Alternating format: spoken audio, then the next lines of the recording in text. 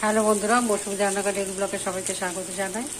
আজকে যে আলু প্রথমে তেল দিয়ে তারপরে আলুকে ছোটো করে আলু ভাজা করে তারপরে খুদের চাল বলে না, খুদের ভাত দিয়ে এবার নুন দিয়ে এবার একটু সামান্য হলুদ দিয়ে কাঁচা লঙ্কা চিড়ে কালো জিরে দিয়ে এটা করবো। ব্লকটা দেখতে থাকুন। এবার এরকম আমার খুদের ভাত হয়ে গেছে। আর ব্লকটা দেখতে থাকুন। এই মাছের মাথা দিয়ে মুগের ডাল হবে, ডিমের কারি হবে, আর এখানে তো আদা রসুন পেঁয়াজ ওই ঘুগনি হবে কিমা দিয়ে, আর এখানে আলু ভাজা। ব্লকটা দেখতে থাকুন।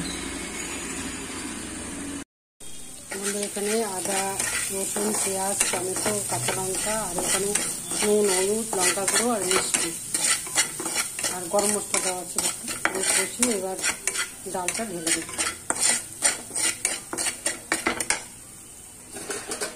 কিশমিশ দিয়ে মাছের মাথার ডালটা ঢেলে দেবো। ব্লকটা দেখতে থাকুন। এরকম বন্ধুরা কিমা দিয়ে ঘুগনি সেদ্ধ করা হয়ে গেছে। এরকম মশলা বসিয়ে তারপরে ঘুগনিটা ঢালো। গরম জল করাও হয়ে গেছে, দিয়ে ঘুগনিটা কষিয়ে তাকে দিয়ে দেবো।